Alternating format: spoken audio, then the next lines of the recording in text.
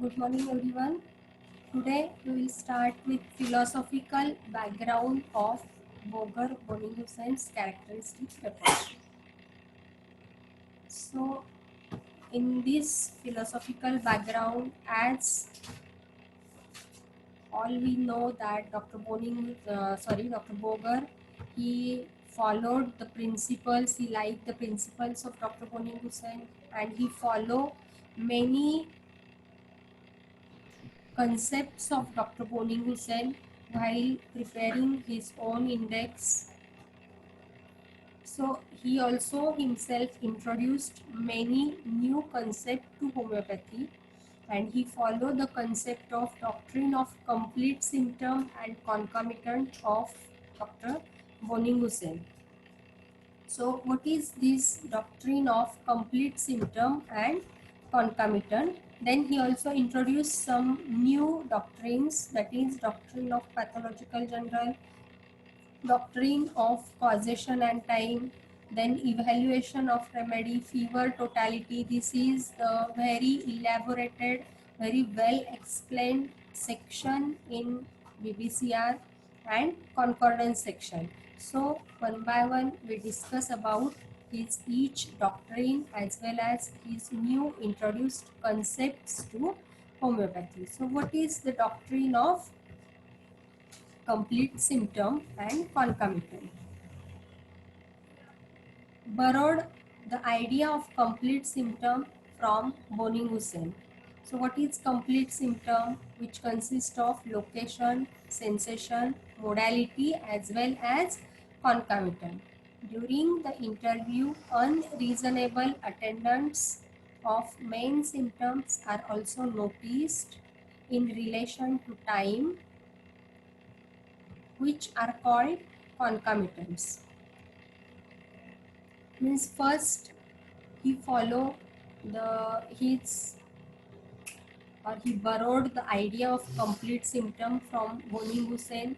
While taking the symptoms, while taking the history of the patient, we should mention the location, sensation and modalities of each complaint, as well as with main complaint there are, he noticed that there is some symptoms with chief complaint which are present, and there is no direct relation with the chief complaint, so it is called as concomitant symptom. So while taking the symptom, we should take each symptom as a complete symptom. That means we should take location, sensation, modality and concomitants. As we all know that concomitant symptoms, they are very much helpful in differentiating one case from another as well as one remedy from another. These are the symptoms which are very much useful homeopathically. Then doctrine of pathological general.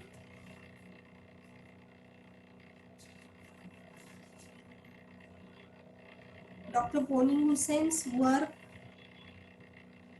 it was all, we know that during the second half of 19th century, because it was only work of its kind available for the practitioner. But after publication of Kent Repertory, it was receded back, and as Dr. Boger, he liked the principles of Dr. Boni Hussein, so as well as uh, he liked the philosophy of Dr. Boni Hussein, so he followed his principle, his concepts, and he worked on Boni Hussein's literature, his repertories, his books, and so first he followed the doctrine of complete symptom, and at the same time he introduced new doctrine, that is doctrine of pathological general. Dr. Boger, he was not satisfied merely following the principle of complete symptom. He said that there are, if we found the disturbances at physical level, but definitely there are changes in tissue level or at parts of the body. So pathological general symptoms, they give us or they show us the exact state of the whole body and the changes in the body in relation to constitution of the patient. So these symptoms are very much helpful to find out the similimum. So he gave importance to these pathological symptoms because in these symptoms there are changes takes place at the tissue level, and in his repertory in chapter sensation and complaints in general, he included most of the pathological rubrics which include discharges, structural alterations, then constitutions, then diathesis, etc. So one by one we see what is the doctrine of pathological general changes in the tissue and part of the body. So these changes, these general changes, they are very much important. It tells us the state of the whole body and its changes in relation to the constitution. It helps us to concentrate on more concrete changes to select the similimum. So to select the similimum, to find out the exact similimum, these changes which takes place at tissue level, they are helpful to us, and in his repertory in BBCR he included all these rubrics related to pathological general in section or in chapter sensation and complaints in general. So there is one section that is sensation and complaints in general, and in that section he included all rubrics related to this pathological general. And to find out these pathological general, the physician, he should have the knowledge of pathology, he should have keen observation and careful study of the symptoms on the part of physician to detect the pathological generals in a patient and use it for finding out the similimum.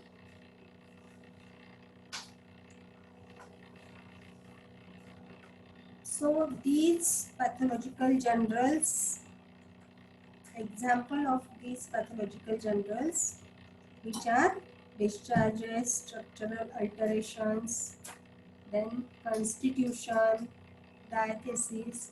These are some rubrics or these are some examples of pathological generals. Then doctrine of causation and time. Boger, Dr. Boger, he gave importance to causation. Why he gave as well as importance to time? Why he gave importance to time and causation? Because according to Dr. Boger, these things, that is time and causation, they are more definite and reliable in patients in cases as well as in medicine. So he gave more importance to these things because these are the reliable things. Each chapter in this book is followed by time aggravation. The section on aggravation, which contain many causative factors, and in the chapter choosing the remedy, he gives importance to miasmatic cause as well as exciting cause, as well as in his synoptic key, the synoptic key which was written by Dr. Boger. In that book also he gave importance to causation and general modalities, and it is followed by sensations. So according to him, the causation and time, these are the key to find out the exact remedy in person. So he gave more importance to these things. From the point of view of Boger, causation and time factors are more definite and reliable in cases as well as in medicines. They are most reliable things in patient in cases as well as in medicine. In each chapter, he has included time aggravation. Give more importance to causation and general modalities, followed by general sensation, which hold the key in the remedy as well as in the person. So he give more importance to causation, then after causation he gave importance to modalities, and after modalities he gave importance to sensation, and these things are key in the remedy as well as in the person. To find out the exact simillimum, these things are used as a key to find out the or to reach towards the exact simillimum. So this concept, doctrine of causation and time, why we should give importance to causation as well as why we should give importance to time, why we should give importance to general modalities, sensations. These are first time introduced by Dr. Boning Hussain to homeopathy. So these are his contributions to homeopathy, that he first time introduced these things to homeopathy.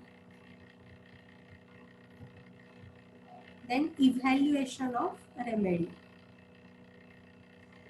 He followed, Dr. Boger, he followed the same criteria of evaluation of remedy as it was introduced by Dr. Boning Hussain. He followed the same typography, the same criteria of evaluation of remedies. He introduced the grading of symptoms into 5 ranks by the use of different typography. Capitals, they are written, the 5-mark remedies, they are written in capital letters, which are first grade remedies. Then the second grade remedies, they are having 4 marks, which are written in bold. Third grade remedies having 3 marks, which are written in italics. Fourth grade remedy having 2 marks, written in Roman. And fifth grade remedy having 1 mark, which are written in Roman in parenthesis or in bracket. The gradations, whatever he was given to the remedies, it was based on the frequency of appearance of symptom in the provers. Thus, 5-mark medicines are most important and 1-mark medicines, they are least important in the repertory. We should give importance first to 5-mark remedies, then to 4-mark remedies, then to 3-mark, then to 2-mark remedies, and 1-mark remedies are least important in repertorization. Then fever totality.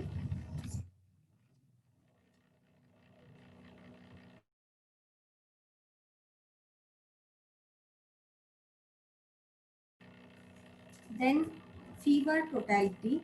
This is one of the unique contribution of Dr. Boger. Each stage of fever is followed by time, aggravation, amelioration, and concomitant. They should be arranged properly in order to get similimum with the help of Boger's repertory. So, as I told earlier that its fever totality, this is the unique contribution of Dr. Boger.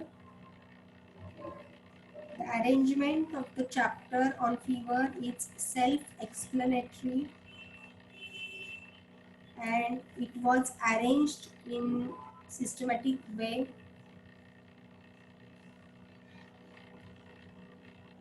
When we use the fever section of Boger's repertory, we can able to prescribe correctly and harmlessly for any acute as well as chronic case. If he constructs totality, which is according to construction of fever section of BBCR. So there is one particular pattern, one particular criteria to construct the fever section. In this section, first onset of fever is given, then type, then its course, then rubrics related to chill and coldness, then character of fever, in that time, elements from or positive factors, aggravating factors, ameliorating factors, concomitants, it was given. Then fever and heat related rubrics are there. Then character and time elements from aggravation, amelioration and concomitants are given. So when we go through the fever section, then it was the arrangement of this section is in this order, that is onset, type, course, chill and coldness, character of the chill and coldness stage, then fever and heat stage, character character of this stage, and all the stages character, it is related to time, positive factors, eliminating factors, aggravations, ameliorations and concomitants. So this is the way to construct the fever section, as well as after this fever and heat stage, its character, then he mentioned the perspiration. Then under perspiration, the character of perspiration, time related rubrics, limiting factors or positive factors, then aggravations of perspiration it was given. Then rubrics related to compound fever, and lastly interval apyrexia it was given. So there is a proper way to construct this fever totality, and this is very elaborate section, and when we take the proper history of the patient who is having fever, then we can able to reach easily towards the minimum by using this repertory. Once again, I repeat how it was constructed, how this section was constructed. First, the onset of fever, then type of fever, then course, then chill and coldness stage. Character of this chill and coldness stage was given related to time, limiting factors, aggravation, amelioration, and concomitant. Then fever and heat stage. Character of this fever and his heat stage related to time, limiting factors, aggravation, amelioration, and concomitants given. Then perspiration stage. Character of this perspiration stage related to time, limiting factors, and aggravations are given. Then rubrics related to compound fever, and then rubrics related to interval apyrexia it was given. So in this way there is proper arrangement of this section. And the last section, which is nothing but the concordance section. As Boger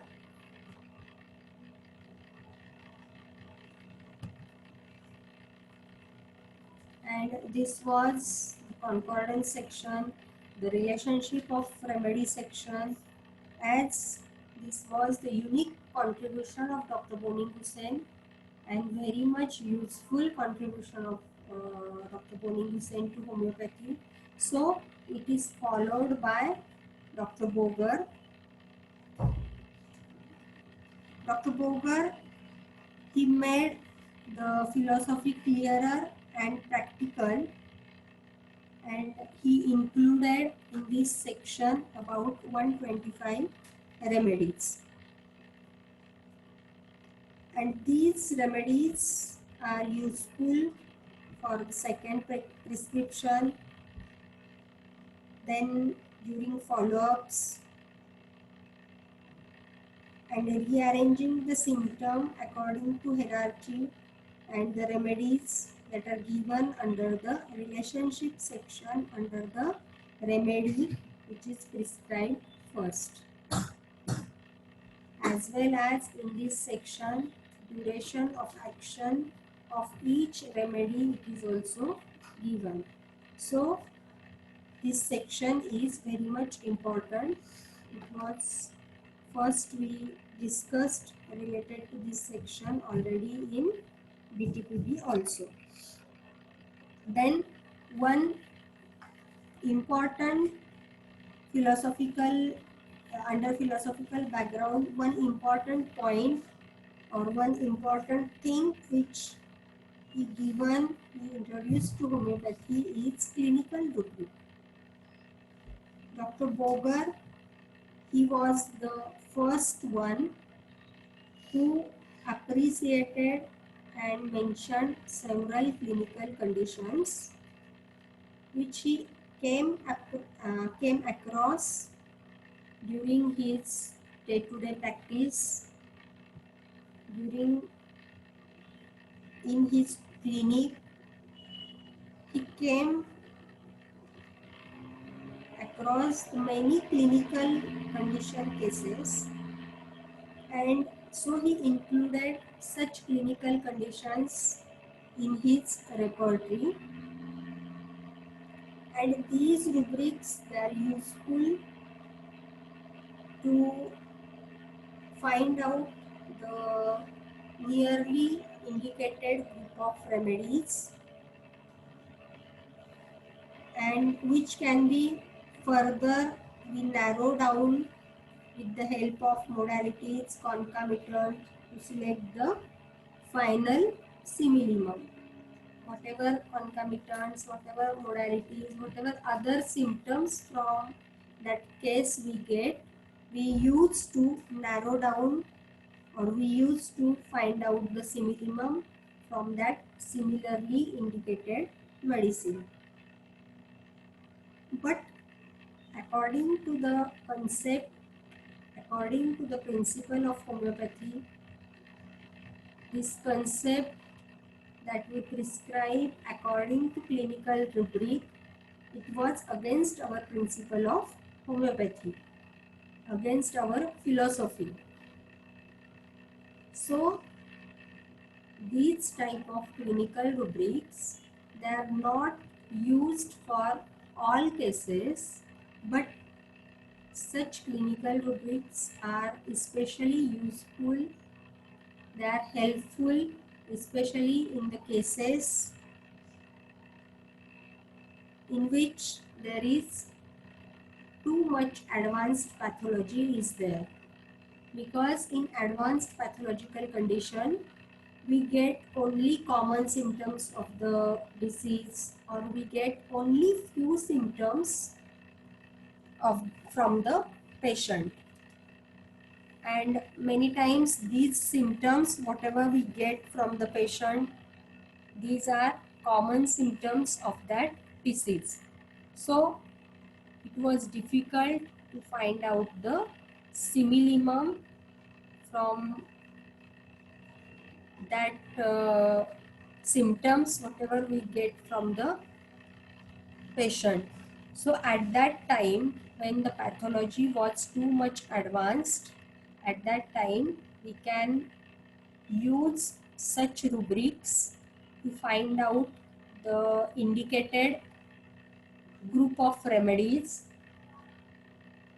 few remedies which are indicated for that disease condition, and from that few group of indicated remedy we can able to find out the similimum with the help of or by using whatever the other symptoms, whatever the modalities, whatever the concomitants, whatever the physical generals we get in that case. With the help of those symptoms, we can able to find out the exact similimum from that group of similars. So in this way, these clinical rubrics are helpful, and as he gave importance to pathological generals, he also gave importance to clinical rubrics in advanced pathological cases. So in this way, under his philosophical background, he introduced many fundamental concepts. He followed the many concepts of Dr. Boning Hussain.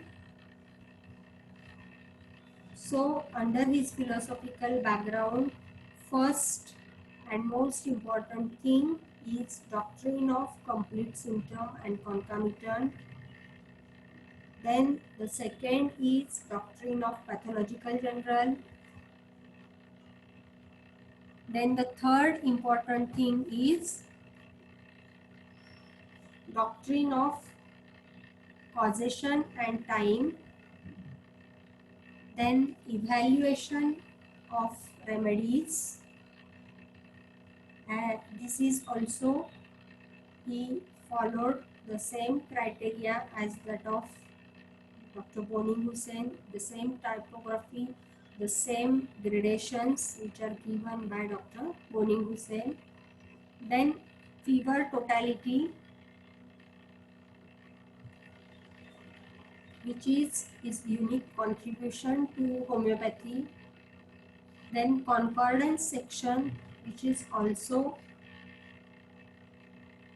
borrowed, which is also followed from Bonnie-Hussein's therapeutic pocketbook, and the most important contribution, the most important concept of clinical rubric. It is also given first time in such many clinical rubrics are included in the repertory first time by Dr.